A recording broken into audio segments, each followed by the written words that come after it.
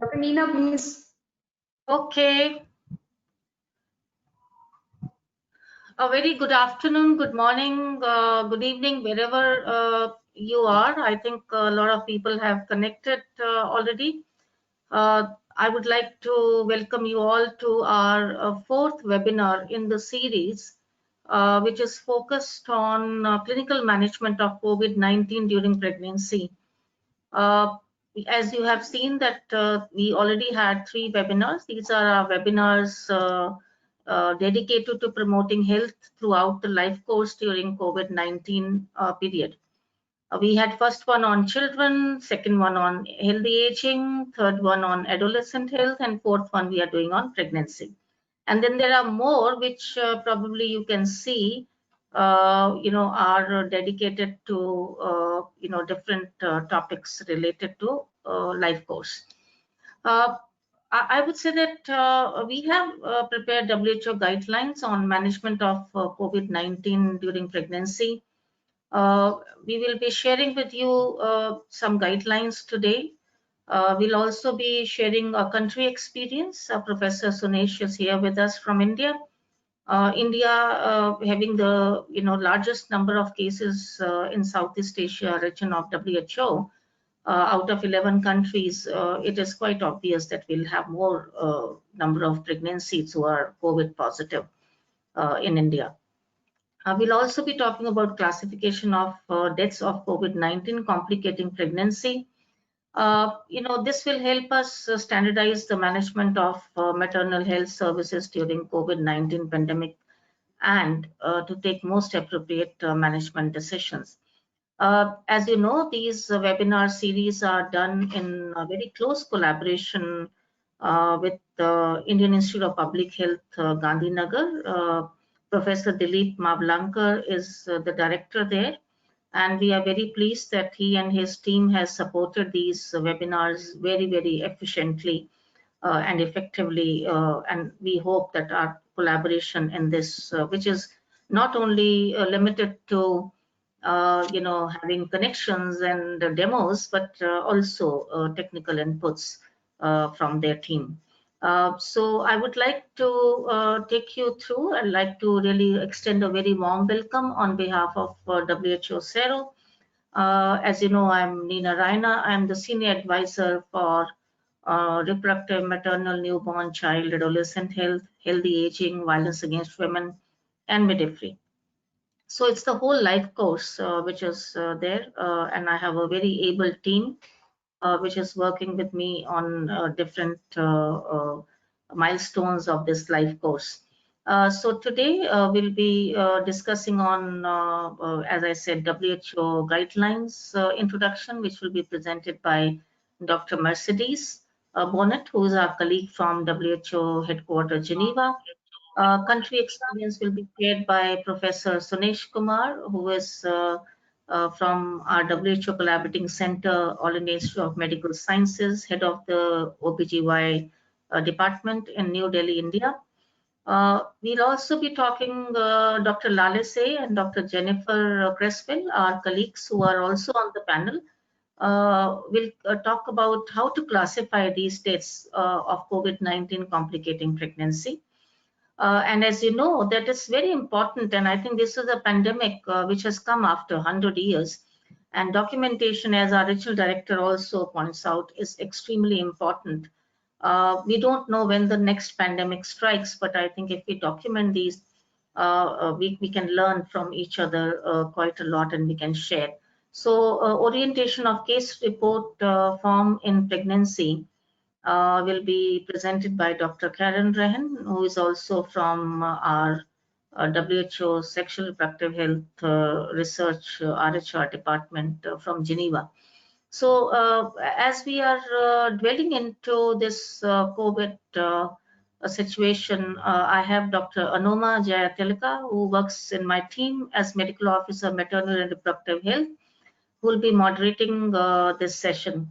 As we are, I think this is a very, very difficult time for all of us. All countries are trying and making their best efforts to make sure that direct impact of COVID as well as indirect impact of COVID is reduced.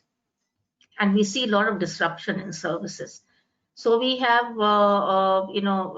COVID during pregnancy is one area which is still evolving and remains a gray zone for most of us. There are few things which we are learning over a period of time. We have few centers, WHO collaborating centers. We have about 20 hospitals in India, which are coordinated by WHO collaborating centers to really document and record what is happening. And only last week we had a very good seminar, webinar, which was a National Clinical Board webinar coordinated by All India Institute of Medical Sciences and Niti Aayog in India. Professor Sunesh, along with the director of AIMS, led it. And I think there were a lot of questions related to managing these women who come with, being positive during pregnancy. And also, what about the newborn? Do we have evidence that there is a mother-to-child transmission or not? There were a lot of questions related to, should we continue breastfeeding? Should we continue skin-to-skin care? Although WHO says guidelines are very clear that yes, we need to continue. But then, I think there are many countries of origin where WHO is supporting adaptation of these guidelines, and many countries have adapted them in this, based on the evidence which we have. So I think this is a wonderful panel which we have today with all the experts who are trying to gather data, evidence at the global level and also at the country level, because as you know, COVID is behaving differently in different countries, but some things remain common. So I think with these words, I'll first like to hand it over to Professor Dilip Mawlankar to say a few words. And then I'll go to Dr. Anoma, who will moderate this session. And I'm sure that all of you who are connected to this webinar will gain better insights into the clinical management of COVID during pregnancy. Thank you very much. Over to you, Professor Dilip Mawlankar. Thank you very much, Dr. Nina Raina. It is a pleasure from Indian Institute of Management, Indian Institute of Public Health, Gandhinagar. We are a public health university offering Masters of Public Health and Masters of Hospital Administration programs. And we are delighted to partner with WHO Regional Office on this series of webinars. This is a very important topic, which I'm sure will generate a lot of interest and discussion, because this pandemic is unprecedented. It is a modified new virus. We are learning about its ways of affecting the body. Every day new information is coming. And as pregnancy and childbirth is the most vulnerable time in anybody's life, we have to be very careful to understand what is happening, how do we manage pregnant women with the infection, and what would be the short-term as well as long-term effects of this virus infection in pregnant women and newborn children. And we are delighted to have this very eminent panel from WHO Geneva and All India Institute of Medical Sciences. And I'm happy to welcome all of them. I'm also happy to welcome almost 300 participants in this webinar. I'm sure we are all waiting to hear from these experts. As we move forward, a lot more research, teaching and understanding in public health as well as clinical subjects have to be done and remodulated based on this pandemic understanding. And such webinars, including this one, will go a long way in training our new public health as well as medical students, residents, and professionals in dealing with this new pandemic in pregnancy and childbirth. With that, let me thank again WHO Regional Office and Dr. Nina Raina in person and request we start the webinar proceedings. Thank you.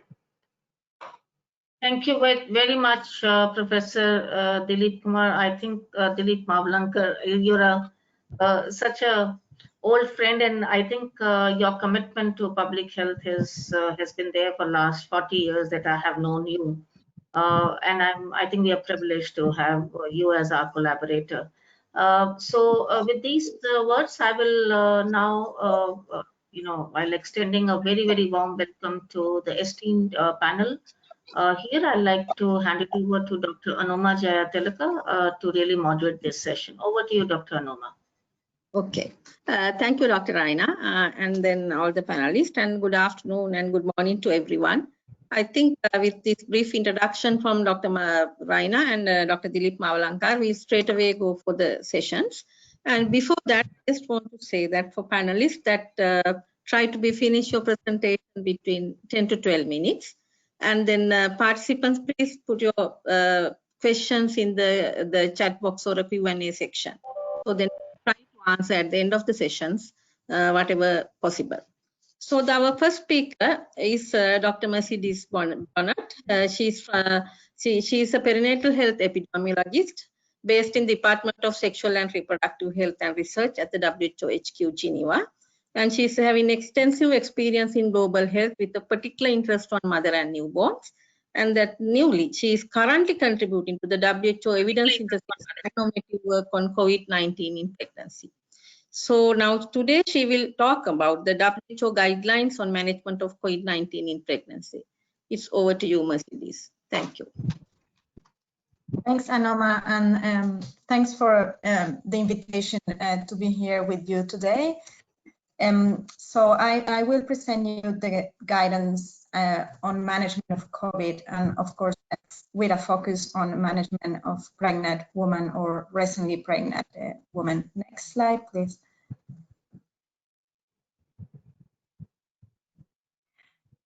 But before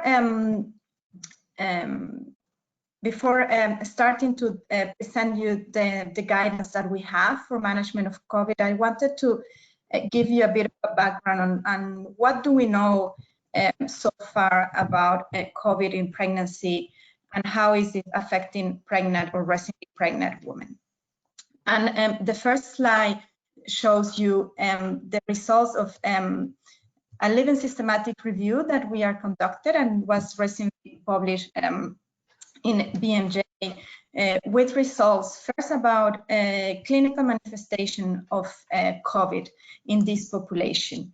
What the evidence is showing us so far is that as we could expect, there's no differences between the clinical manifestation of COVID in pregnant women when compared to non-pregnant women of reproductive age, with cough and fever being the most common symptoms, lymphopenia, and of course, similar findings in X-ray or other pulmonary imaging.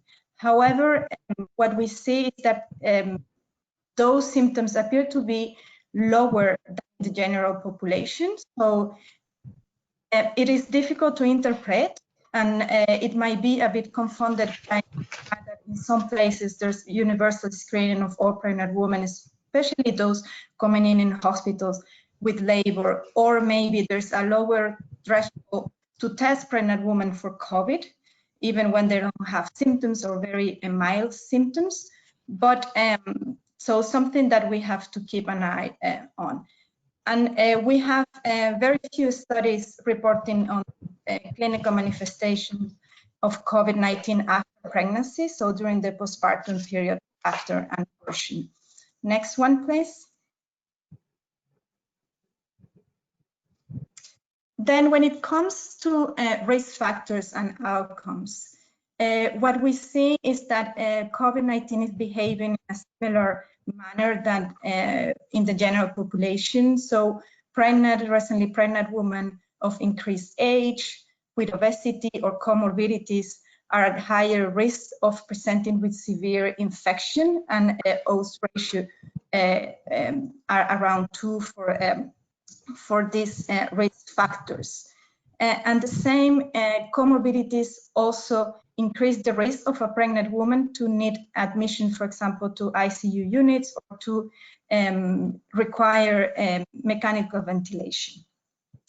Then we look at some of the data that we have comparing pregnant women with women of reproductive age with COVID. And what this evidence is telling us is that pregnant women might be at higher risk of ICU admission and need of mechanical ventilation when compared to non-pregnant women with COVID. However, it doesn't seem to be a difference in mortality when we compare these two groups. When we compare pregnant women with COVID and pregnant women without COVID, what the evidence tells us is that pregnant women with COVID might be at higher risk of preterm delivery, and their babies might be at higher risk of admission to neonatal units. However, again, it doesn't seem to be differences in perinatal outcomes, this being a stillbirth or neonatal death between pregnant women with COVID and without COVID. We keep updating this evidence, and all this comparative data is based on very few studies and largely dominated by larger studies in some countries. So, of course, these findings might be different in other countries, and especially in low middle income countries where we have fewer data so far. Next slide, please. And the next slide on the background is around mother-to-child transmission. And this is an issue that we are looking at very closely. And unfortunately, the evidence that we have so far is not very good in terms of quality, and it doesn't tell us what we would like to know about mother-to-child transmission. However, this is data that is coming from over 1,000 woman-baby diets, and what we see is that it doesn't seem to be evidence confirming that mother-to-child transmission is occurring. If it is occurring, it might be at a very low rate. There has been reports of presence of viral RNA in different fluids and different tissues of pregnancy. Also, there has been some studies reporting IgM and IgA antibodies in the newborn or in the breast milk, but all the reports are very heterogeneous and difficult to interpret. However, some studies looking at culturing breast milk of positive women have not been able to culture virus, suggesting that their breastfeeding is safe. There's only one study I wanted to highlight, and it's the one from Vivanti et al. It's a case in France that strongly suggests an in utero infection, but so far is, I think, the only one that has been conducted in a way that where we have enough information to say this. Evidence, however, indicates that most of the babies are likely to have acquired the disease postnatally from symptomatic mothers. But those who got sick most of the time present with very mild illnesses. Next one, please. So moving to the guidance that we have, the clinical management of COVID guidance that was published end of May is our main guideline around clinical management of COVID, and contains specific recommendations for the care of pregnant woman, and also specific remarks on the care of pregnant woman for with severe disease. Next one.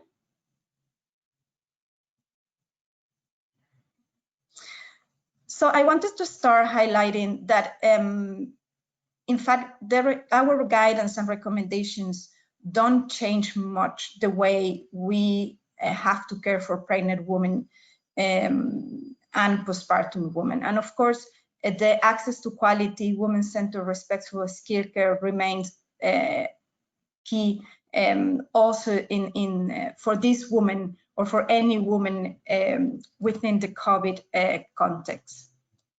However, for those women who are COVID positive, of course, skilled care is very important, and teams have to be adapted depending on the severity of the disease, and with women with severe disease may need for example, care by intensive care specialists or infectious diseases specialists to be added in those usual teams that you have. They have to be care in facilities with readiness to care for any maternal or neonatal complication, and being able to provide also psychosocial mental support. And this is not only for any common mental disorders that this woman might present, but also in terms of support that any member of the team can provide her while, for example, she's expecting for the results of the test, or while she's asking you questions around potential mother-to-child transmission, or whether she needs to breastfeed. So this is something that this woman might require or might need some additional attention and support. Next one.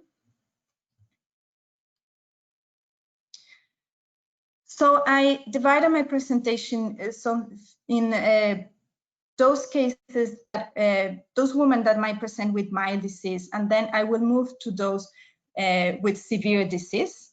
And we'll also talk a little bit about care of women and babies during childbirth. So for those presented with mild disease, this woman might not require hospitalization and might be safely managed at home, unless you think that there's a concern of rapid deterioration, or that they might not be able to come back to the hospital in time if they start to present severe disease. Of course, all the isolation measures also apply to this woman and to that household. And you have to ensure that they are receiving routine antenatal and postnatal care that in this case might be provided using alternative delivery platform, and this will depend on what is available in your countries, such as telemedicine, mobile phones, and or even home visits. Once they have recovered, you have to make sure that they continue to receive antenatal and postnatal care, and this in accordance to your national guidance and recommendations, and very important, plan to catch up for any missed contact or any essential element that may have been missed while she was at home with COVID, including micronutrients, immunizations, contraceptions, and birth registration, for example, in the postnatal period. Next one. When it comes to women with severe disease, close monitoring of those women in the health facilities is very important, because they might rapidly deteriorate. Do not use routine antibiotics. We are currently improving an issue with your audio connection. Please stand by. We use pharmacological prophylaxis to prevent venous thromboembolisms, use conservative fluid management, and administered supplemental oxygen therapy for women .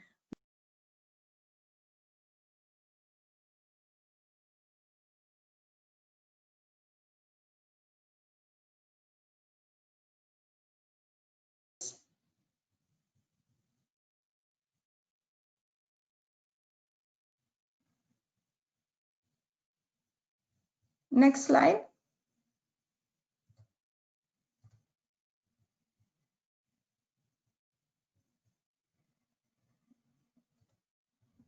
So I will spend the last minutes talking about our recommendations for the care of pregnant women during labor and childbirth. And as you can see, nothing changed compared to those women without COVID, except of course of all the infection prevention and control measures that have to be taken, both for the health team, but also in terms of protecting the woman and her companion during labor and childbirth. But they have to receive pain relief, they have to be able to be mobile and adopt a position of their choice. And of course, if available, midwife-led continuity care is still recommended for this woman in a combination with health teams if she has severe disease.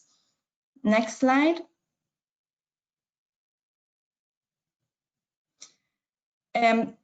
COVID-19 is not an indication to do medical interventions, so the mode of birth have to be individualized and based on obstetric indications. Delayed cord clamping is still recommended for this woman, as it is for women without COVID. And when it comes to preterm birth, you know that WHO recommends antenatal corticosteroids therapy for women at risk of preterm birth from 24 to 34 weeks of gestation. This can be safely used in women, especially if they have mild COVID. However, the balance of risks and benefits for the woman and the newborn should be discussed with her and with the managing team. Next slide. In the postnatal period, and as was already mentioned, mothers should not be separated from their infants. They have to adhere to prevention and control measures to avoid transmission of their babies, but the balance of risks and benefits tell us that it is more important for them together than separate. Mothers have to be enabled to provide skin to skin and to breastfeed their babies, and they should stay at least 24 hours in the hospital with a close follow-up in the first week postpartum. Next slide. So to close my presentation, just key messages regarding the background and what we know about COVID disease and pregnancy. What we saw is that typical symptoms of COVID-19 might manifest less frequently in pregnant and recently pregnant women, and I think that this is important for clinicians to know. They might be at increased risk of requiring intensive care if they present a severe disease when compared to non-pregnant women, and they might be more likely to deliver preterm babies. Essential elements of respectful maternity care should be maintained in health facilities for these women. Suspected or confirmed COVID-19 alone is not an indication for obstetric interventions or to separate mothers and babies. So women should not be separated from their newborns unless she's very ill and they have to be supported to breastfeed their babies. These findings might change as new evidence emerges, so we are keeping an eye on it.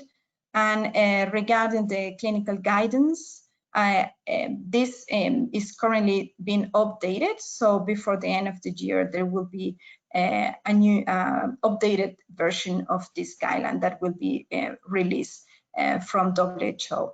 Thanks a lot for your attention. And I just have a last slide where I put the links to the Limit Systematic Review, the links where you can find all the WHO guidance, and also the links to the WHO Academy where there's additional information and courses on COVID-19. Thank you very much. Thank you, Mercedes, for very elaborative presentations on WHO recommendation on COVID in pregnancy. As we know that in most of our SIA countries has adopted WHO recommendation, they have developed standard operation practices, but there are areas is deviated from WHO recommendation. One is intrapartum care, the mode of delivery, and some settings still they prefer to have cesarean sections and the breastfeeding. I think this will be helpful us to be revised again, and the new area is, I think, really that the women may need intensive care more than the non-pregnant women. So this is again an area that we need to think about when we are managing. So if you have any questions to Mercedes, kindly put into your chat box or Q&A section, so then we can answer them. Then thank you very much, Mercedes. Then we will move into the next presentation. Next present is Professor Sunesh Kumar. He's the head of Department of Obstetrics and Gynecology in All India Institute of Medical Science with AIIMS in New Delhi, and also he is our the head of WHOCC, WHO Collaborative Center in Human Reproduction at AIIMS in New Delhi. So we are most of the time working together in a lot of projects.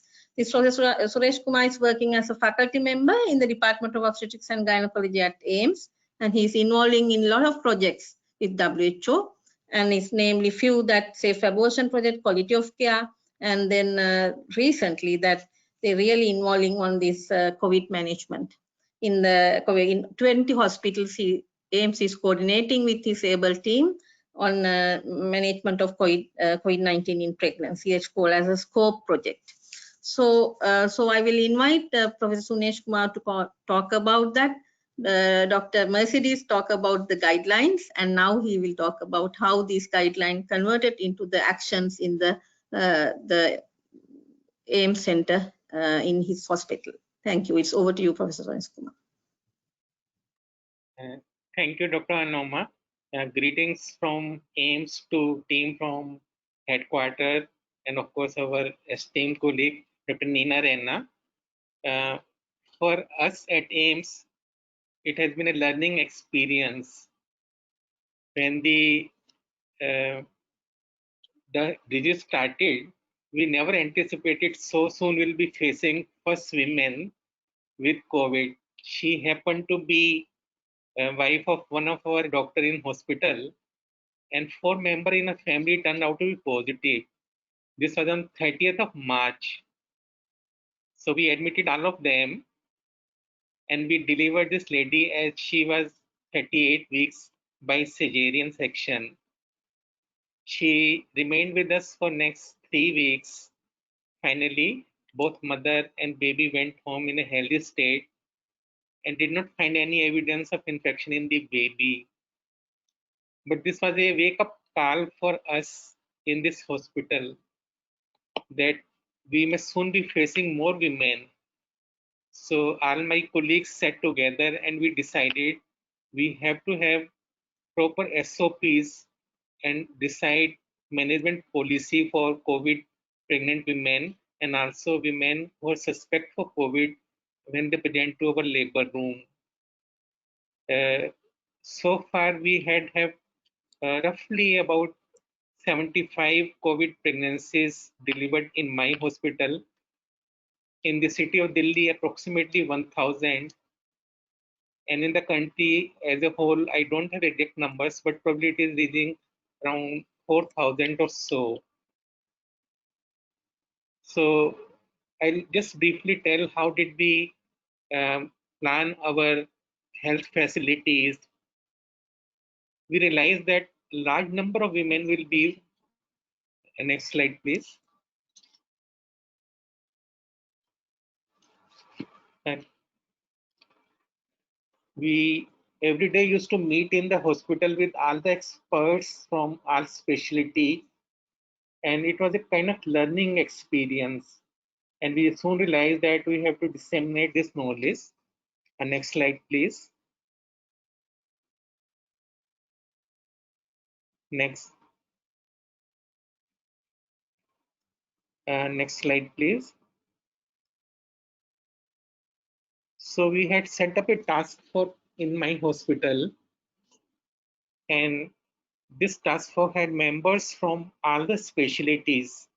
We realized that we may deal only with pregnant cases, but there are people with male patient, children, with other complications. So all of us used to sit together daily in the morning for 2 or 3 hours. And that was a learning experience.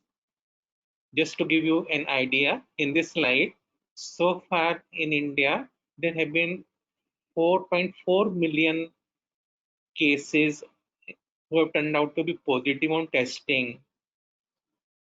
Till date, we had roughly around 74,000 deaths due to this disease. And as mentioned earlier, the first delivery of a COVID woman patient was with us at AIMS. Next slide, please.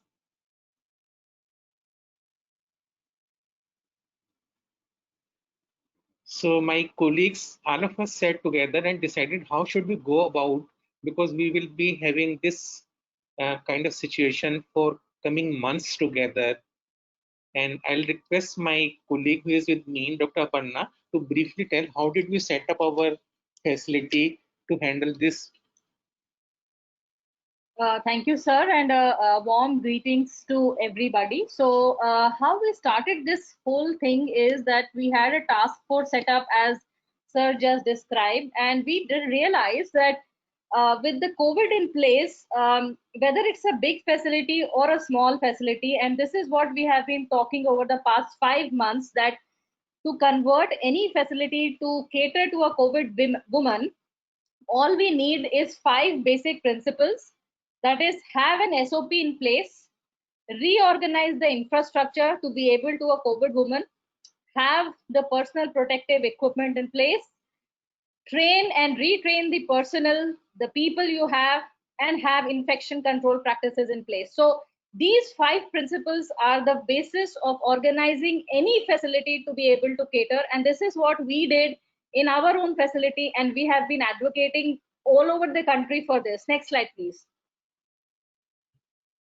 Can we have the next slide? So this is the SOP that we have in our place, and we have been practicing that if a suspect woman comes who's a suspect on the basis of her history or symptoms, then we decide if the patient is in labor, then she goes to a suspect area which we have pre-designated. The samples are sent, and if she comes to be positive, she goes to a COVID designated area. If she is negative, then she is shifted to our normal labor room. If, however, within the testing, even if she is negative and she remains symptomatic, we all know that the tests are not very sensitive, she continues to be cared in the suspect facility. So we have a written SOP. Next slide, please.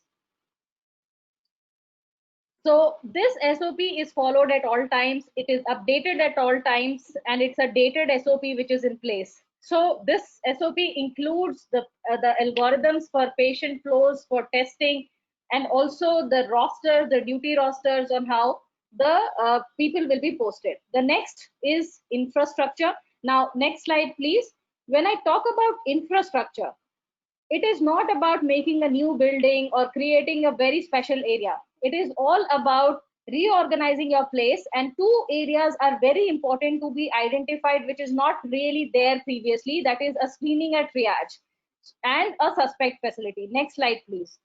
So what we really did is, next slide. So what we really did is that at the entry point of the facility, we just have to identify it, and we identified an area where people were sitting to question all the women entering with a basic screening questionnaire, and we set up, and all the women were advised social distancing by marking circles at the distance of 1 meter. The circles were marked by simple paint, and this is what we did in our own facility. Next slide, please. And then there was another screening was done not just for the patients, but also for the visitors who were coming and healthcare personnel.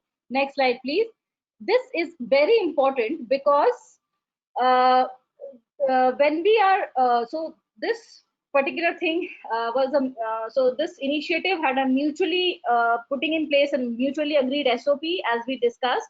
Then we did webinars for doctors and hand holding for healthcare professionals with a dedicated telemedicine. We will be talking about it later. Next slide, please. Next slide. Yes, so as I was talking about, so this holding area so as we discussed, so as soon as a woman who would come would be screened, if on the screening she would be suppose a suspect who would be having a history of fever. So this particular area was redesigned. So this was our OPD area, which was redesigned into a holding area for a suspect. And here she would be kept until the reports would come. And we have converted a simple room for examination and ultrasound room. And here all the residents would be in a properly designated PPE kits. Next slide, please. Next slide.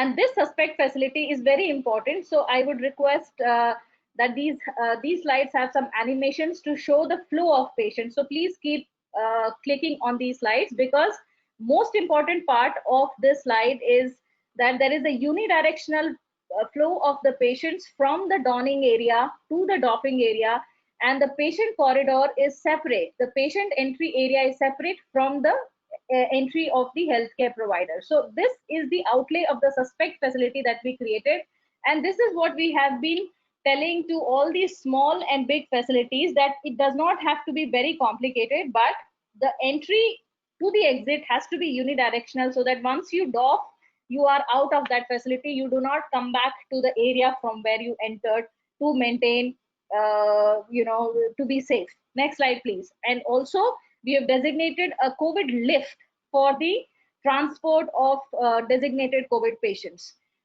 Next slide, please. So this is the build of a suspect facility. So the transport route also has been designated through transport service corridors. Next slide. So these lifts have been strategically placed. Yes. So can we have the next slide? And this is the overlay of the COVID facility for corridors. So bringing in COVID positive patient is slightly different and comes in from the sides. Next slide, please. Now, the COVID positive facility is essentially built on the same principles. However, it is a trauma center which has been converted into a COVID positive facility. So what we need to understand is that in the suspect facility, we keep all the patients who have been not yet tested. These patients are kept at a distance of at least 1 meter. They have been, and we use all precautions, and we keep the patients there till the tests come. So next slide, please. Now, this was about infrastructure. Regarding PPE, this is very important. Next slide. That the basic principles of PPE are that what we need to understand is that availability of PPE is very important. The rational use of PPE very important, and to maintain a supply chain is very important. And also, when we talk about PPE, it is not always a level 3 PPE that we talk about. A screening area will just have an N95 mask with gloves, while a COVID positive will have a full level 3 PPE. So we have rationalized the use of PPE according to different areas, and we have proper SOP in place where we say which PPE is to be worn in which area. Now, next slide. When we talk about personnel management, we have advocated staggered staffing where we have divided our people into different areas. Next slide, please. Next slide. So, so when we talk about staggered staffing, so one of the teams is posted in non-COVID areas, COVID areas, suspect areas, and telemedicine and OPD. So this way, the exposure is minimized. So there is a team which looks after roster at all times so that not everybody is exposed and exposure is minimized. For staff training, we have on-site training with poster displays and also online training with platforms like our own Saral platform of AIMS, which provides COVID training modules to all the residents, nurses, technicians. So we have specific modules for everybody, including even the support staff. Next slide, please. So this is about the personnel. And infection control practices. This, of course, is the most important part, which has been in place with the help from the hospital administration. Next slide. Yes, so now I will give it back to sir to talk about the dissemination part of these all principles that we have been doing. Thank you.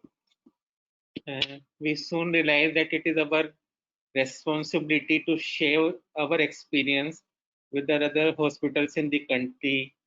I know there are some hospitals in remote areas, they don't have all facilities, so we did not want them to be left behind. And for this purpose, we had a series of 10 webinars in the month of May and June, and we covered almost all aspects of managing pregnant women with either a suspect or a positive COVID pregnancy. These were telecasted all over the country. They were also attended by medical colleges, and it was watched by roughly about 12,000 service providers. We also created a facility in my hospital where there was a 24/7 telemedicine facility or telephone facility for doctors who are managing patients in remote area. To tell you that we had most call coming from people who were supporting the pulmonary care of these patients. They had a lot of queries to ask, and there was dedicated team of consultants from pulmonary medicine, general medicine, and other specialty who will answer to their queries. And this facility still continues. And this is a great help to people who are managing patients in the periphery. Next slide, please. We had all the time very active support from CRO office, from India country office, and these are the seminars which we covered over a period of 2 months, including antenatal and antepartum care, how to have preparedness at the obstetric facility, postnatal care, family planning services. We all realized with prolonged lockdown, there were unwanted pregnancies and other concerns, and these all were covered in this series of webinars. As we moved on, next slide, please. Soon we realized that there were health workers like nurses, auxiliary nurse, midwife, the basic health workers who were getting left out. They had a lot of fear in their mind. They had fear that if they come in contact with a patient who is COVID positive, they may not pass on infection to their family member. And to allay their apprehensions and to give them moral support, we had 3-day series of webinars starting from 17th of August till 19th of August. And this was attended roughly by about 18,000 health workers from the country over. There were the presentations followed by question and answer session. I'm sure these kind of activities did help people who are actually managing COVID patients, COVID pregnant patients, and give them moral support. Next slide, please.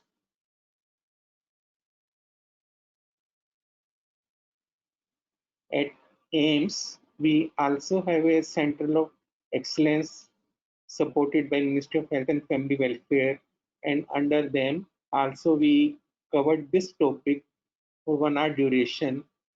In this kind of program, mostly it is the faculty member from medical colleges who attend this program, and whatever doubts they had, they were clarified. Next, please.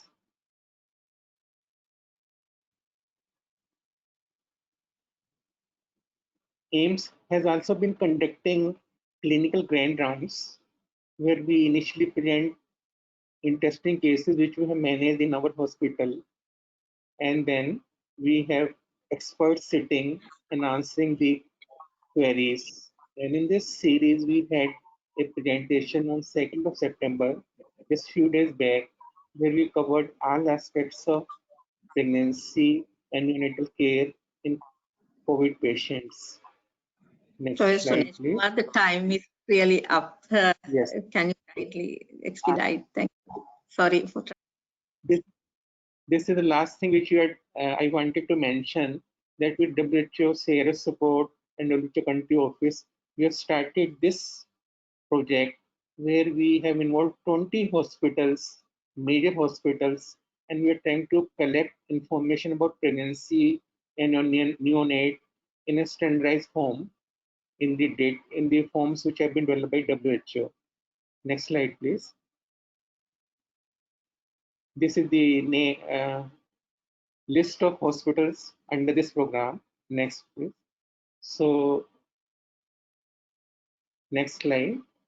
I'd like to thank organizers for giving us opportunity, but we are facing a situation about which we never read in our MBBS courses, and all of us suddenly had to face this.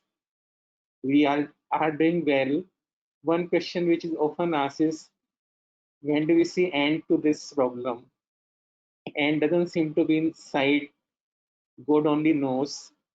But we will probably face this situation for next few months. And thank you very much. I'll hand over to Dr. Anoma.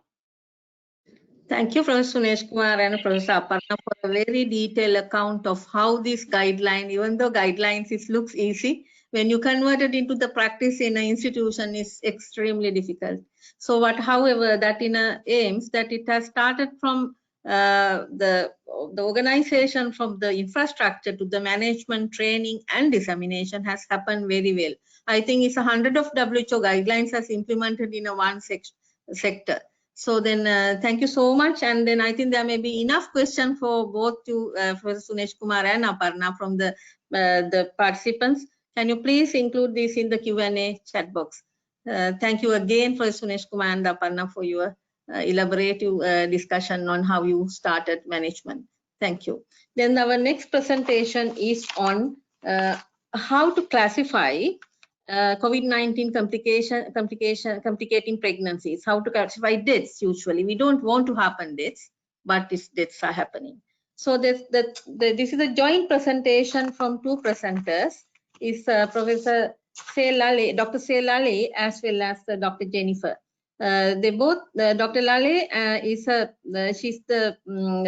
she's also working in the SRH unit of WHO HQ. She is the unit head of SRH integrating into the health system. So when you hear about Lale, it's always that if you come to the monitoring and metrics, that we know that Lale is behind it. That is always in maternal mortality estimates, and then the ICD-MM, Lale is there. So then this is joint presentation, and Dr. Jennifer also working in the same department as a consultant.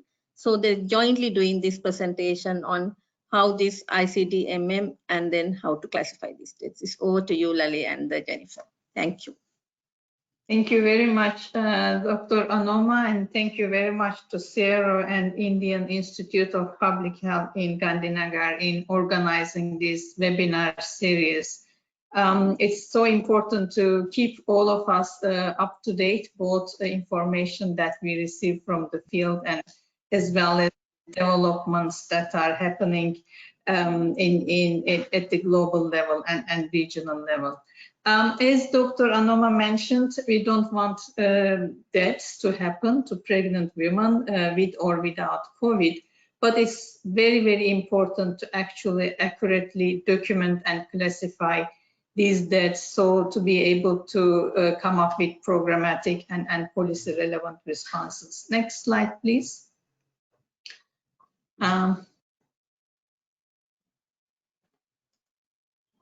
Sorry. So I will make a few minutes, 1 or 2 minutes introduction, and Dr. Jennifer Creswell, who is now our technical lead in maternal mortality measurement and monitoring in the department, is going to give more detailed information about the WHO's current guidance on classification of maternal deaths in relation to COVID. But some of you may remember this document, that is the WHO application of ICD-10 to deaths during pregnancy, childbirth, and the puerperium. In other words, it's the ICD-MM. This was developed a couple of years back to really respond to the problem of the difficulties in classifying the causes of maternal deaths. And you all know better than us that it's sometimes extremely difficult to fill in the death certificates accurately when a couple of complications happen at the same time, which comes after that, which comes before which. So we had worked with our regional colleagues and global colleagues and all experts all over the world to develop this document and published a couple of years back. This is based on the ICD-10, and again, as some of you may know, there is now ICD-11, the 11th version of the International Classification of Diseases, that is online, that is launched officially, but the implementation in the countries will start 2022 onwards. So our current classification system is based on ICD-10, but it's applicable to 11 when it's going to come live soon.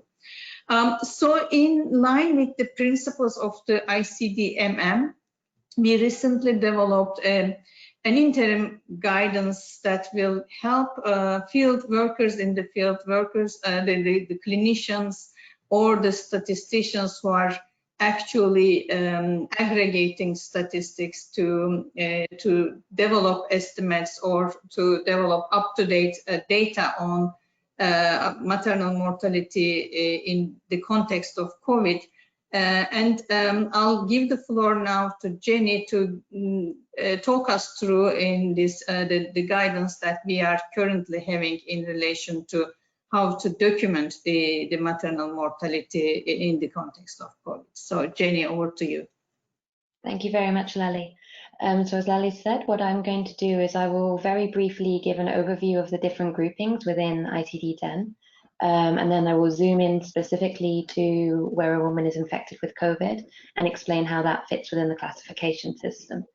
The key points to take away from this presentation are that the fact that a woman has COVID, an infection with COVID-19 and is pregnant and dies, doesn't in and of itself determine the group in which her death should be categorized. It depends on the individual circumstances surrounding that specific pregnancy.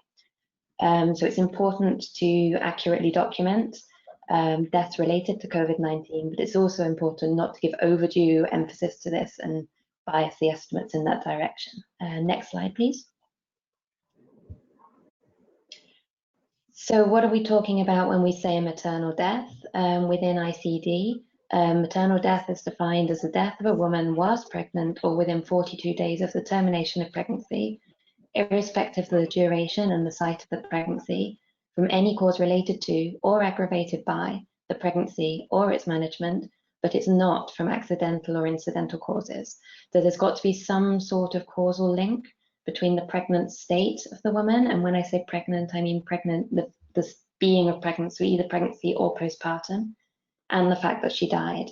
If she dies of some cause which is unrelated, we have a different term for that, which is pregnancy-related death, but it's not defined as a maternal death.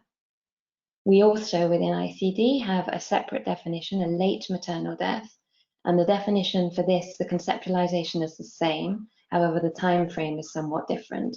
So that's where the death occurs more than 42 days, but up to 1 year after the end of the pregnancy. For the purposes of international monitoring and reporting, we use the first definition, up to 42 days.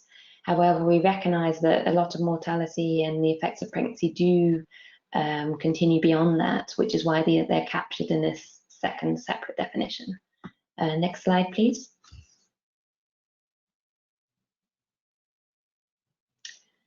So maternal death can be divided into two broad subgroups, direct obstetric death and indirect obstetric death.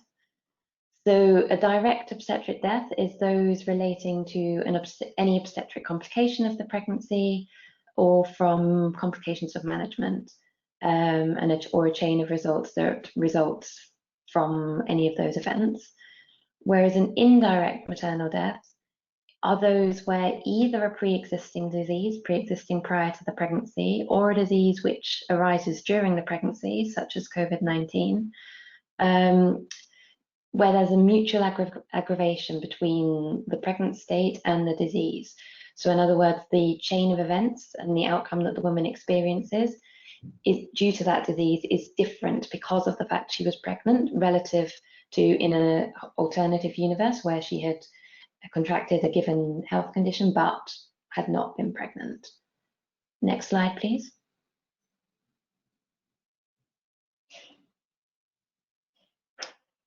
And we can break these two groups down even further. There's 9 broad groups within ICD-10.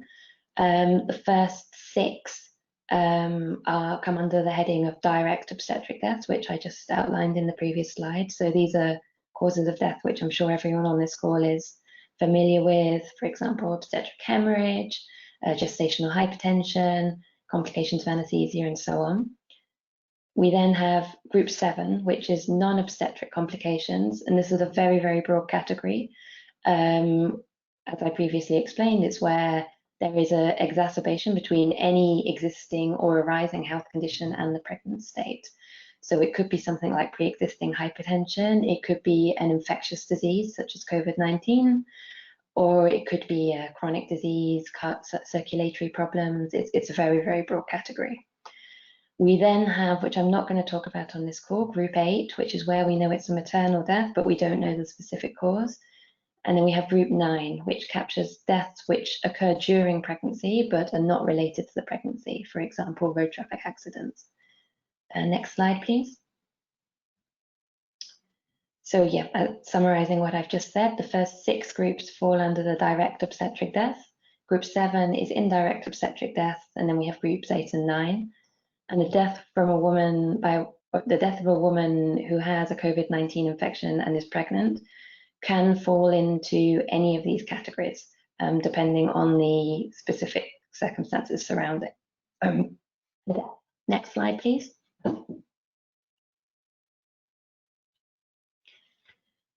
So how do we decide which is the cause of death should be assigned? There's 2 additional concepts to this, the underlying cause of death and the contributory causes.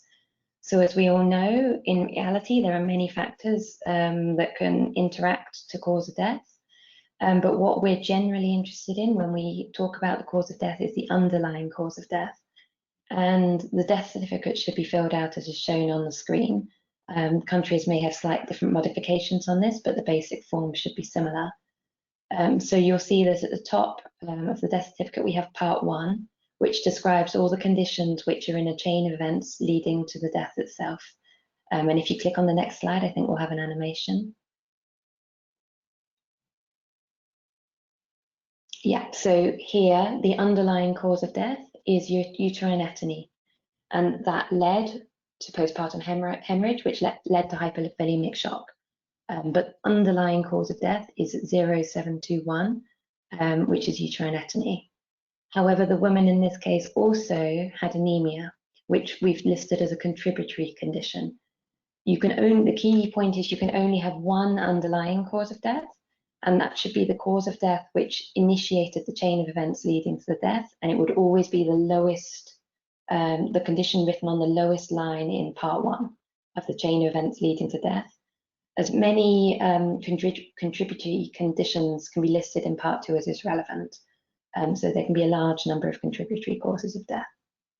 Next slide, please. So why is this important?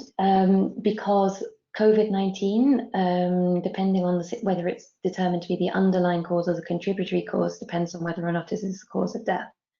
So for indirect death, part 1 should always contain clear information about the fact that there was mutual aggravation between the pregnant state and the disease, COVID-19.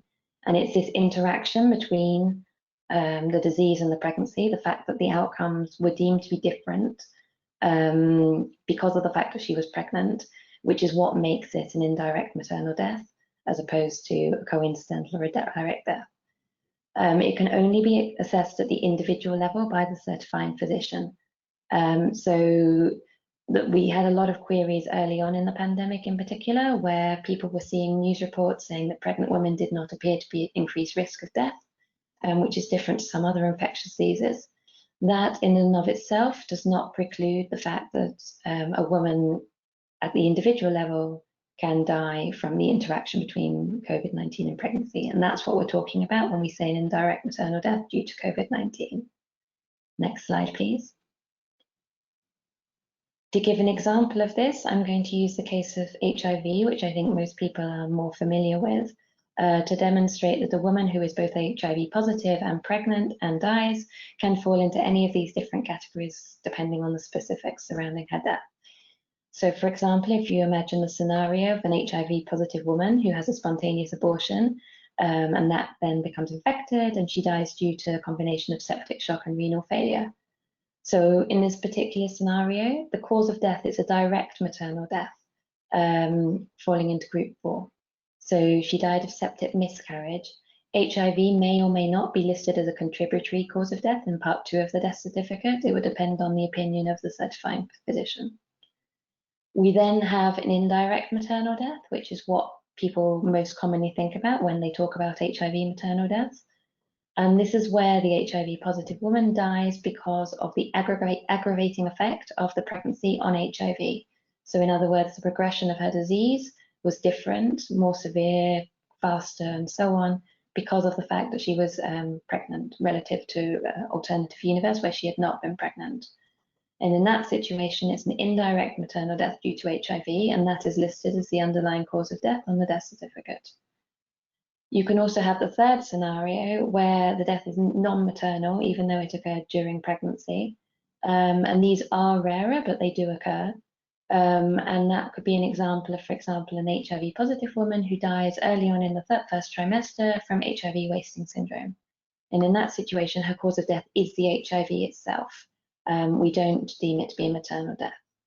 Next slide, please. So we can translate this to the example of COVID-19 during pregnancy.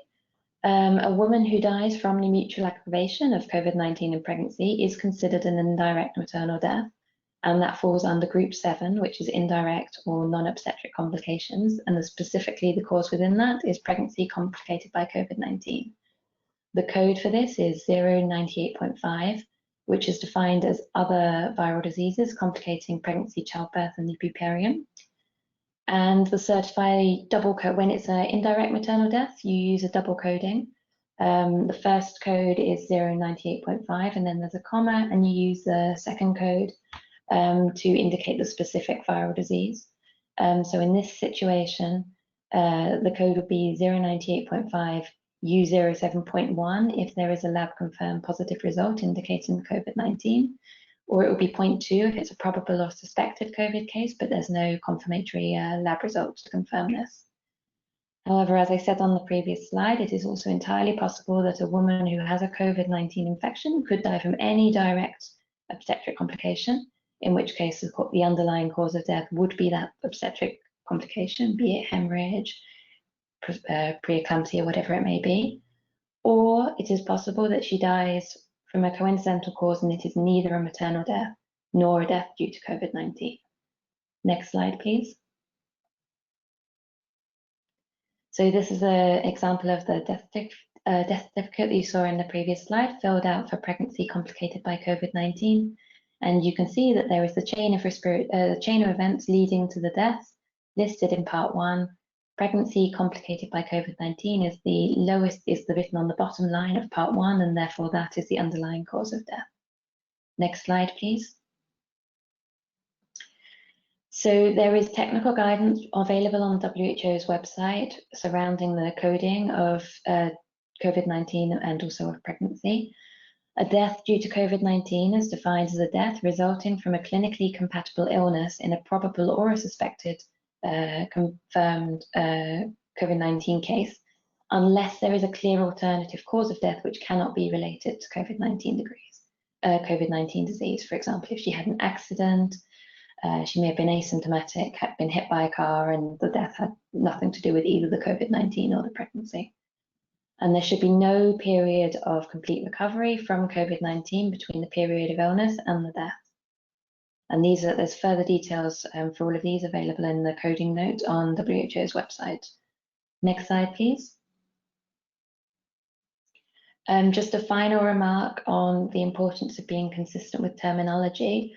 You'll see quite often in the published literature, the term indirect death is being used related to the COVID-19 pandemic in a somewhat different way to mean what we would normally actually term as excess death. So, for example, we're seeing a lot of reports where a woman has died, unfortunately, due to service disruptions. For example, she wasn't able to access the care that she normally would have received, either because personnel had been diverted within the house facility, perhaps she wasn't able to get to the house facility when she otherwise would have done, either because she was afraid or because of quarantine and lockdown restrictions and so on. These deaths are, of course, very important. However, they are conceptually distinct to a death where the woman herself was infected with COVID-19. And the slight complication is that indirect deaths, within ICD, within maternal health, we already use the label indirect maternal death for this specific meaning, where there is an exacerbation between the disease and the pregnancy. So it's important to not refer to these deaths as indirect deaths related to COVID, because then it gets very difficult to discern which group which category these deaths should fall into. So we should never say due to, We can use the term COVID-related, or we can talk of them as excess maternal mortality occurring during the COVID-19 pandemic. Both sets of deaths are very important, but the so what and the programmatic or clinical response is obviously somewhat different, hence it being very important to use standardized terminology and be clear about what we're talking about. Next slide, please. Okay, so that's my final slide, but available on the screen in front of you, there's some links which contain further information about all the details. There's a ICD-10 training, which is online, which you can follow, and also the technical notes, which provide all the details which I've been talking about now. Thank you very much, and over to Anoma. Yeah. Lale, want to add anything, Lale? No, thank you, Anoma. Thank you. Okay. Thank you very much, all Lale. the details. Yeah, thank you. Thank you very much, Lale and Jennifer. So that such a complicated issue of ICD-MM and then how it converted into the COVID. So you did it very well. I think that people could have now understood that what's the importance of this, how to classify these deaths. And I know that there's another wording has come into our maternal mortality, that is excess deaths. So it's again that it's not due to the COVID, but due to the service disruption. So I hope there may be a lot of questions for you both. We will see that how participants whether they understood properly or that whether they have any question. Thank you very much again for simplifying this complicated thing for us, both Lale and Jennifer. Thank you. So then our next presentation is on orientation of case report form in pregnancy, CRFP, by Dr. Karen Kim. So that Karen also working in a SRH department, Sexual Reproductive Health and Research department in our WHOHQ, our same colleague, and then she will talk about this. She's also a obstetrician by discipline, and she's now working in the global platform on clinical characterization and management of hospitalized case of COVID-19, including pregnancy. So we know that every speaker told about that. We don't know much about this COVID in pregnancy.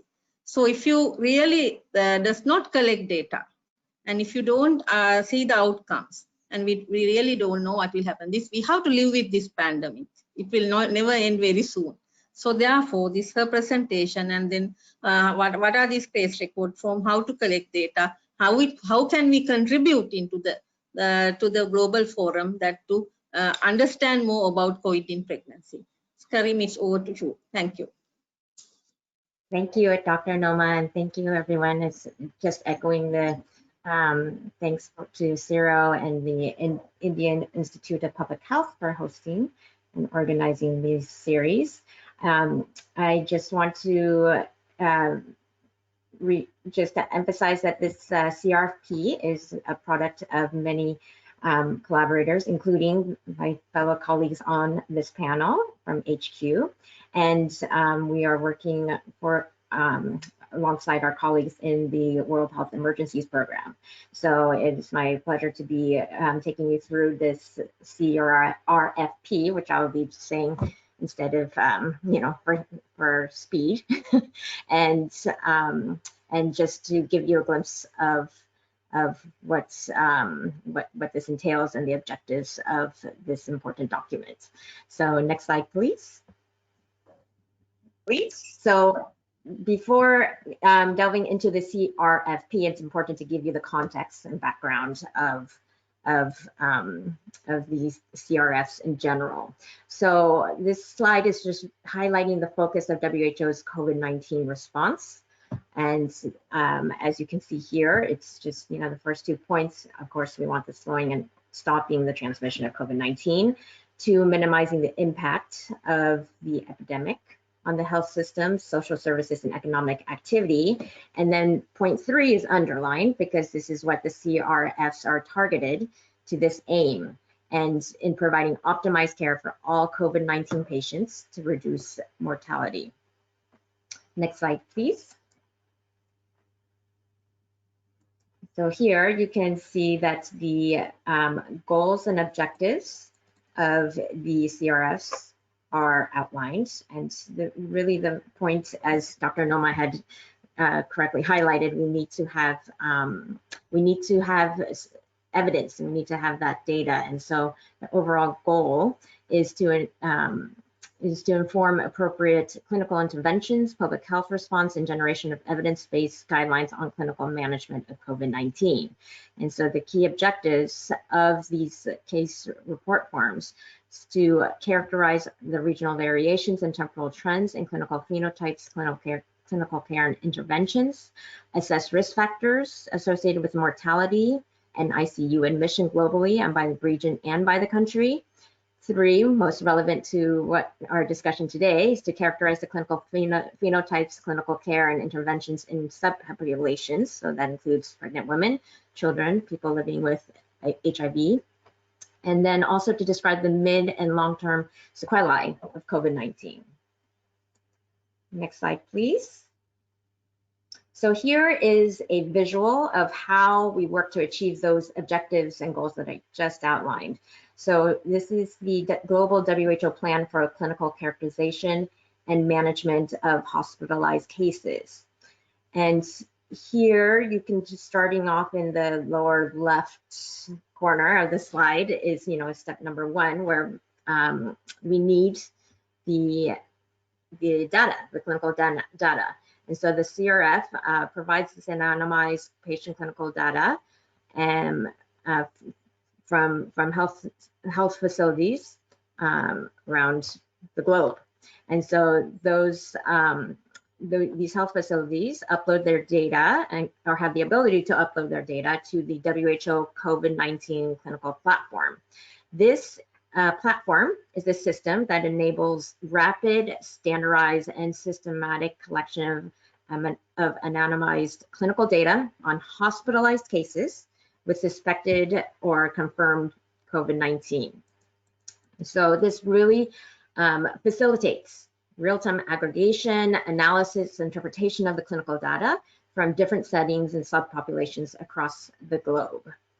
And then, of course, this feeds into in the top right corner, the WHO Global Report on COVID-19 clinical characterization by summarizing the demographic clinical features and interventions that's happening across regions and subgroups, and then also to characterize the variability in the clinical features and explore the risk factors associated with mortality and ICU admission.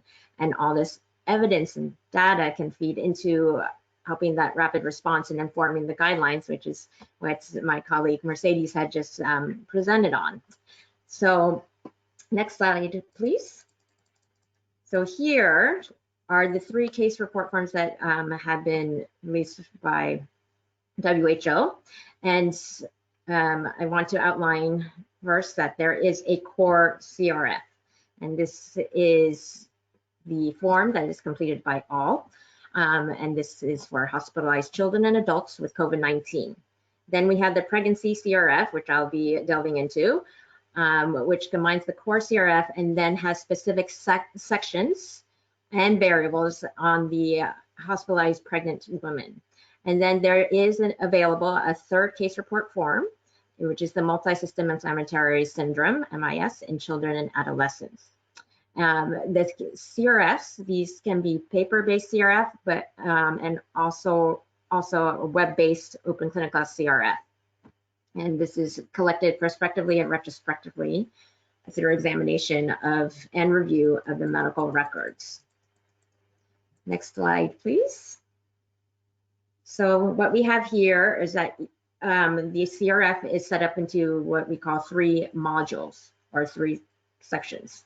The first module is focused on the admission of the patient, and it's listed here, all the factors or the data that are gathered, and that, of course, starting off with demographics and then taking you through the comorbidities, medications, signs and symptoms. Module 2 is the inpatient stay, and this is what we call the daily assessment form. So this is completed each day if possible, to collecting that day's vital signs and the clinical features, lab results, and additional supportive care if received, and any additional medications. And then module 3 is recording and gathering the data on discharge or death. And so, of course, you can see here listing the diagnostic testing, complications, and again, any supportive care that had been received, and the medication and the outcome. So next slide, please. Okay, and so here now, let's get to the focus of this presentation is the CRFP. And I'm just hitting here the objectives of this particular CRF is, of course, to describe the clinical characteristics and outcomes among pregnant and recently pregnant women with COVID-19 infection at hospital admission, during hospitalization, and at discharge. In addition, the CRFP is, we want to gather descriptions. So we want to describe the pregnancy, maternal, and neonatal outcomes among women with COVID-19 infection who are pregnant or delivered within 21 days of symptom onset, as observed from the time of hospital admission through death or discharge. Next slide, please.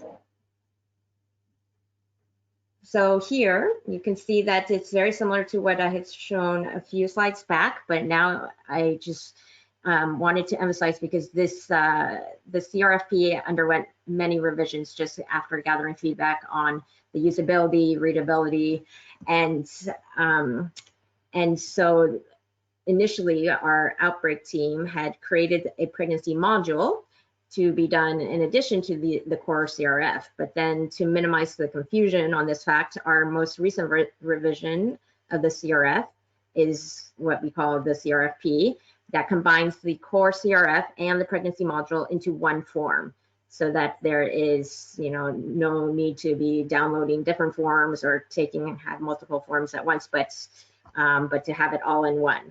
And thus we have named it as our pregnancy CRF or CRFP. This CRFP has, again, just as I had outlined, and to match with the prior CRFs, other CRFs, the 3 modules. So module 1, focusing on the admission, all the information related to admission. Module 2 is the daily follow-up, and then module 3 is the pregnancy outcomes, discharge, death, and transfer. Next slide, please. So we created this flow chart again to really emphasize and to minimize confusion and emphasize which forms need to be completed when it comes to a pregnant or recently pregnant woman that presents at the hospital. And of course, and I want to emphasize here, the recently pregnant, of course, it's inclusive of the post-abortion patients, postpartum patients.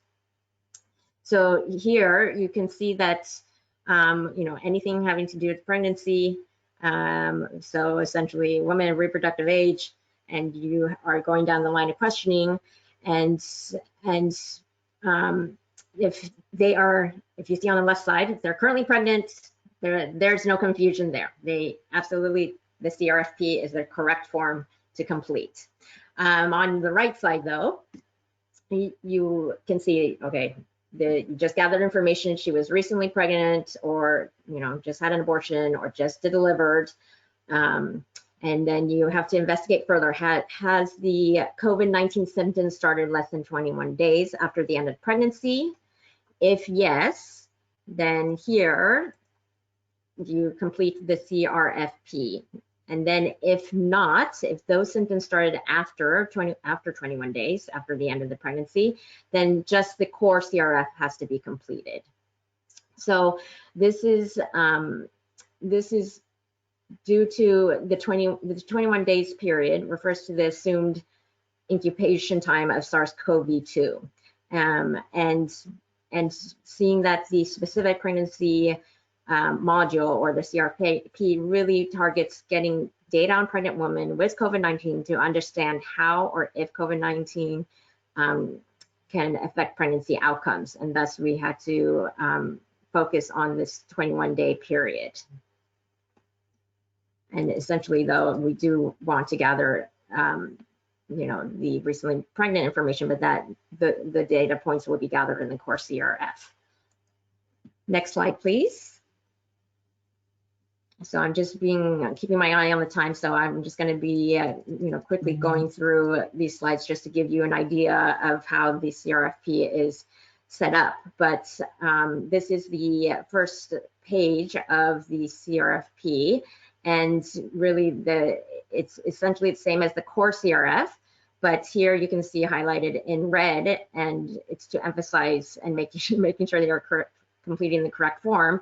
In red, it says if currently pregnant, if you've checked off that yes box, or recently pregnant, first in parentheses, make sure delivery within 21 days of symptom onset, then complete all sections of this form.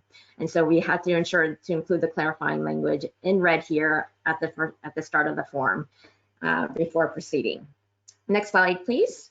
So this next section is pretty much like at page 3 of the CRFP, because sections 1A through 1H is what's seen in the core CRF, gathering the vital signs, comorbidities, signs and symptoms. And then you see here what section 1J is the pregnancy variables that make this the CRFP. So this is the start of eliciting information on the pregnancy itself. So this is inquiring about the pregnancy status upon admission. And then next slide, please. And then this goes on to just go into the details of the obstetric history and the factors and different details of the OB history gathered in the history taking of on admission. And then next slide, please. This is just going further into specific the social history, medications that has additional details that's not found in the core CRF. So we wanted to gather this information and thus included it in the CRFP. And the next slide, please. This is the last 2 sections of module 1, inquiring about pregnancy-specific signs and symptoms. Next slide, please. So module 2 is that daily assessment form. If possible, we have this section completed for each hospital day. And again, the pregnancy variables are at the end of this module, as you can see here in this last 2 sections of 2F and 2G, asking for fetal heart rate, and which is pretty much seen as another vital sign for OBs. And then the treatment during the hospitalization at that point. And then next slide, please. This is just for the last module, that 3rd section. This is an overview slide of the different sections that contain the pregnancy variables in this module. So this one here is it's going over the details on the delivery, pregnancy, and maternal outcomes. And then if you can just click again to bring up the next section, is the pregnancy status at discharge. And again, you can see here the pregnancy outcome. And then if you could just click one more time, and this is the last section of the pregnancy module, which is the neonatal outcomes. You can just click again. Okay, so you can just bring up here, great, and then that's the neonatal outcomes. This here we can go through. That's just discussing, the sections one by one. But with the next slide, I think it's important to show in the next slide here this pregnancy status at discharge and the maternal death. And we worked with Jennifer and Lale in making sure that it matches the ICD-10. And so you can see the categories here as outlined that Jennifer had just presented. You can do the next slide, which is just, again, showing up close the neonatal outcomes, because of course we want to capture that data. And then I will end, next slide, on this last part so that you can see that's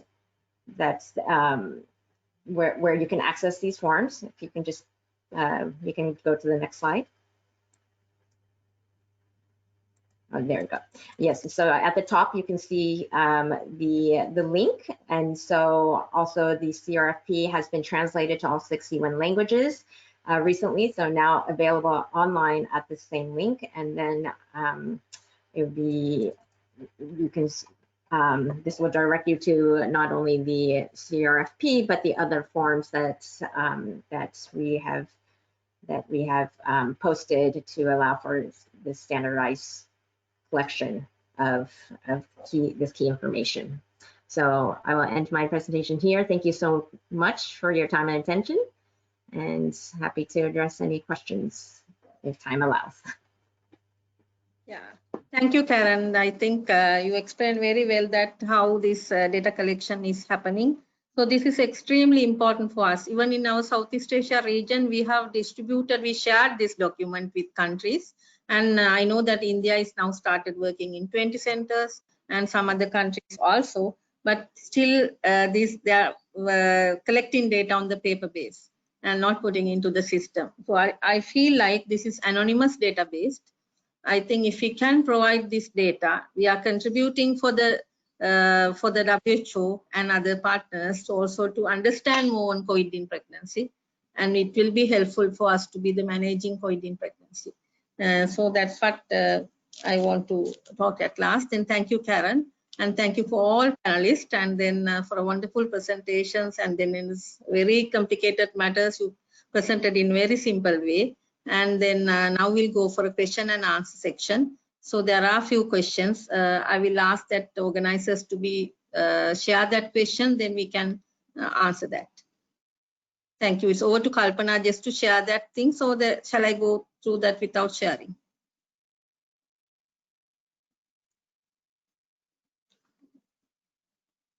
Till it's sharing that the first question is for the Mercedes. So that any risk for developing congenital abnormalities in infant to the COVID-19 infected pregnant women?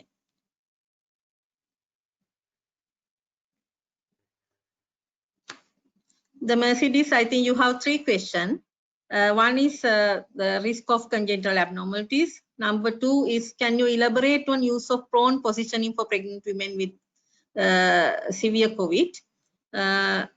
So then third one, it was mentioned that they do not provide antibiotic therapy or prophylaxis to pregnant women, and also use of steroids in relation to the COVID, managing in COVID in pregnancy. These three questions for you, Mercedes. You can answer that briefly. So over to you, Mercedes. Sure. Thanks, Anoma. So for the first questions around the first question around congenital anomalies, we don't have so far evidence suggesting there is any increased risk of congenital anomalies among babies born to mothers who had COVID. However, I must say that there's very few evidence on outcomes for pregnant women or their babies if the infection occur early in pregnancy. So I think that we still need to look at that question, but so far no evidence suggesting increased risk. For the prone position, so this is something that it's recommended for COVID patients who had severe respiratory dysfunction, and it has been proven to be very effective and is indeed recommended in our clinical management guidance. It can be safely provided in pregnant women. Of course, it will be easier in early pregnancy than at later stages of pregnancy, and requires to have sufficient resources to be able to provide it in a safely manner, especially all the maneuvers around turning the patient can be tricky and might require sufficient staff, for example, to be safely performed. What we say in the clinical guideline guidance is that if for a woman in third trimester, when this might be difficult to implement, they might benefit from being placed in lateral decubitus position, and that this might improve her respiratory condition if they cannot be prone. Then the other question was around prophylactic antibiotics. So the recommendations that we have in the clinical guidance around use of antibiotics for mild cases, moderate cases, or severe cases also apply for pregnant women. So these are the same, and there's no different for pregnant or recently pregnant women. So no routine prophylaxis antibiotics, especially if they have mild disease. Of course, antibiotics have been used if there's an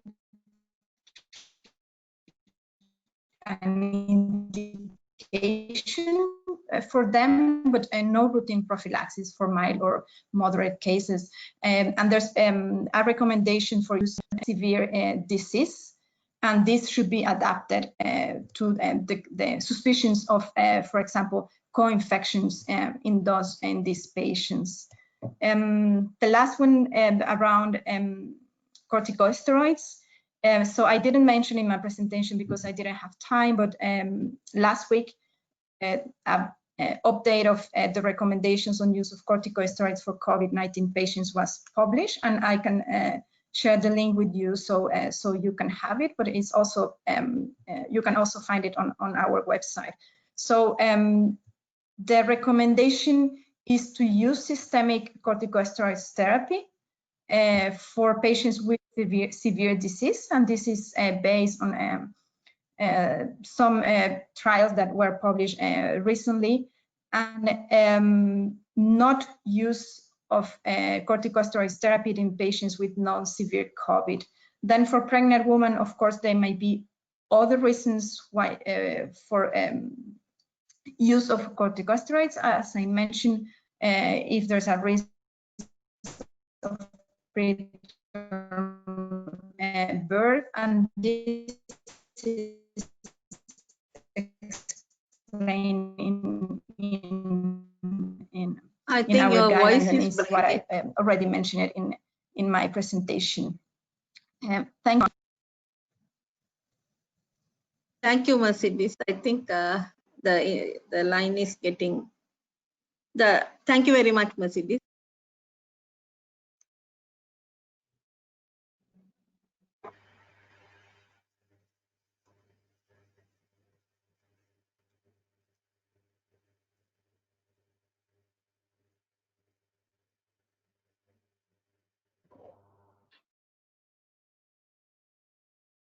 So, Dr. Anuma, are you online or no? Okay, I think something went Ma'am, wrong. we are online and we can hear. Yeah. The fourth question is for Professor Sunesh Kumar. I wonder how many average number of. Can you just answer for that? Fourth question is in the screen. Thank you. It will vary from the load of maternity cases in each hospital. In my hospital, these days we're getting almost 1 or 2 COVID positive cases per day. And in the city of Delhi, approximately 30 deliveries among COVID positive women. I don't have national data. It is only when data is analyzed that we'll get to know that how many women country over have delivered and what is the average number per day and per month. Roughly about 3,000 COVID positive women have delivered in the country since the start of pandemic.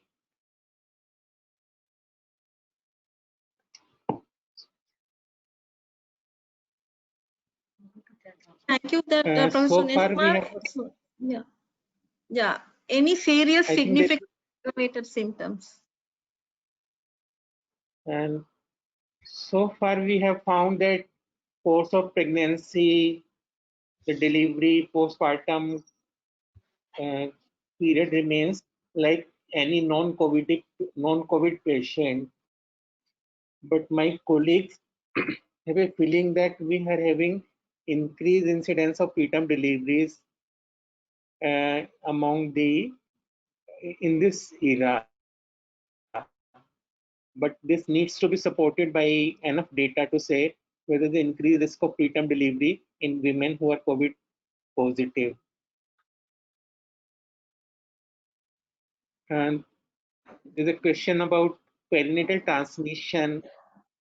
In India, fortunately, we have been doing testing for newborns. In some of the study setting, they are doing even RT-PCR in the liquor, in the cord blood, and so far we haven't come across any evidence to suggest that there is a perinatal transmission of the disease. There was one case report which we all read, but subsequently it was felt that probably it is not because of perinatal transmission, rather it may have been neonatal exposure to a COVID positive mother.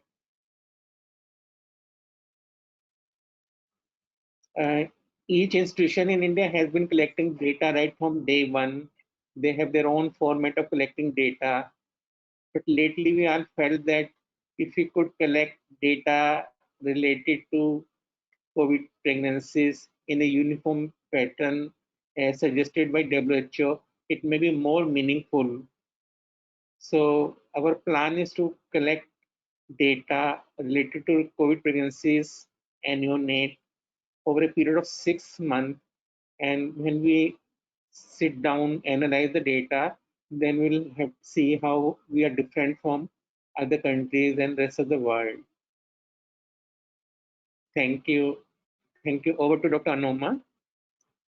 Thank you very much, Professor Sunesh Kumar. I think that this is very extremely important that the study we are going to do with other WHO collaborative centers in the 20 hospitals.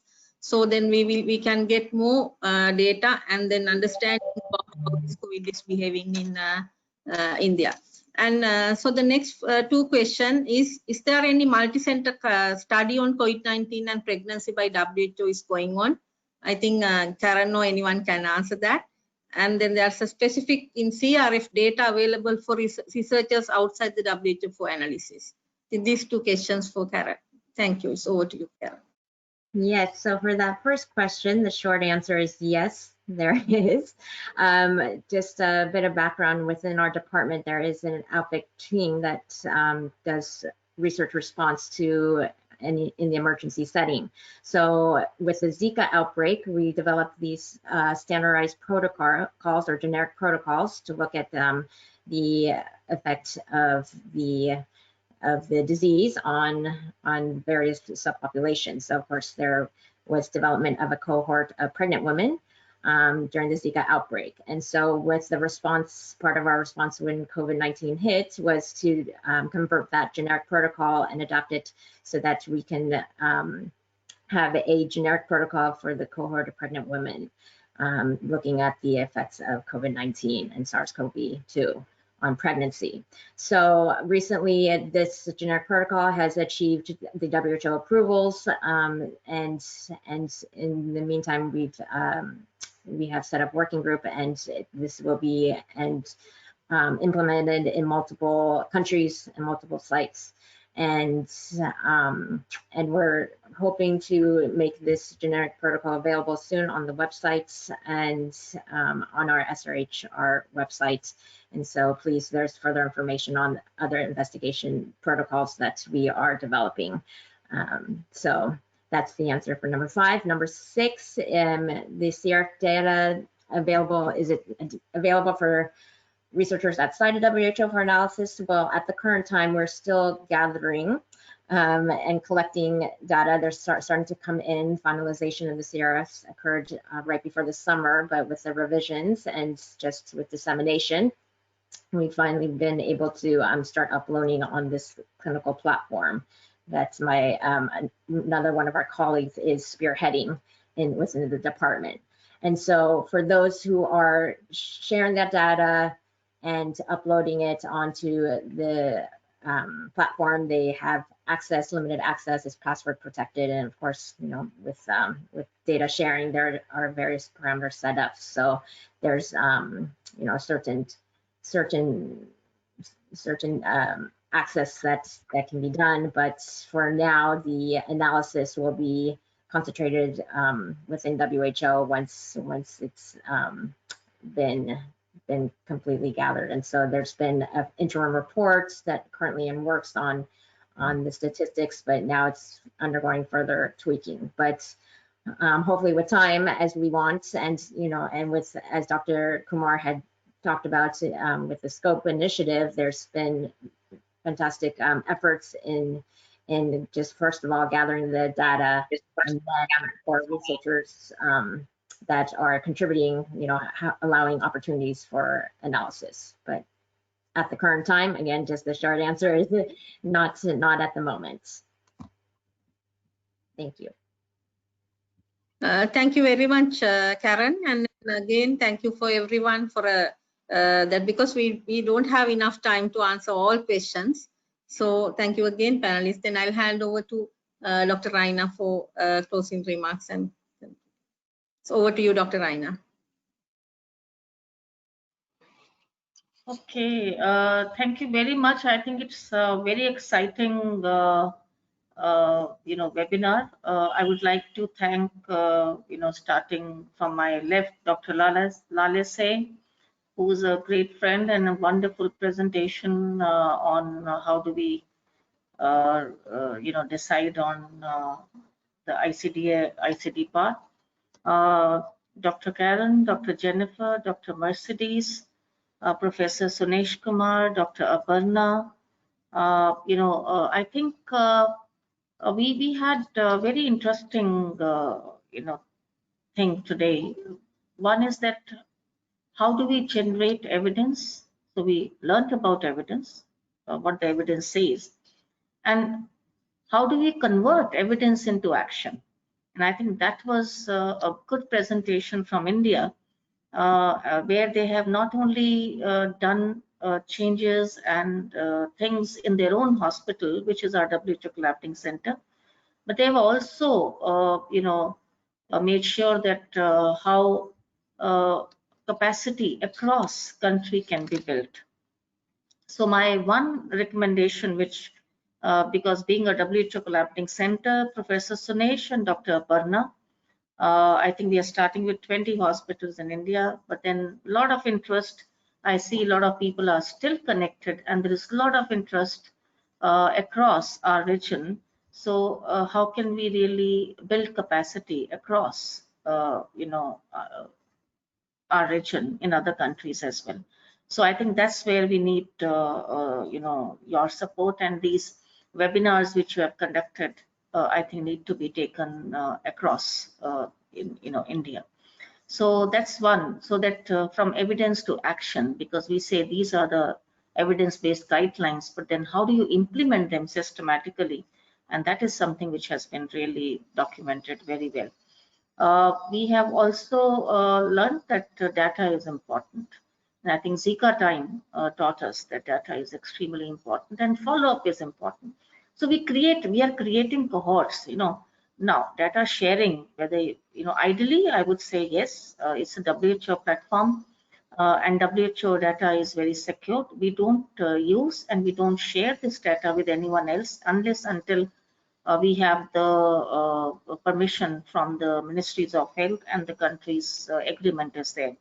And that's very clear. We have many other data platforms at the regional level where we collect, case-based data, but that's never shared, not even with the donor who is supporting the whole effort.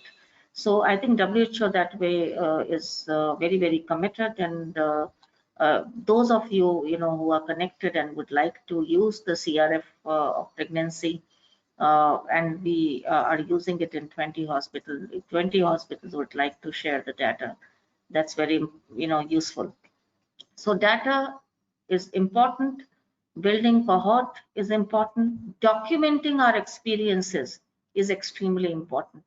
And I would say, Dr. Sunesh, because I see, that the cesarean rates are going up.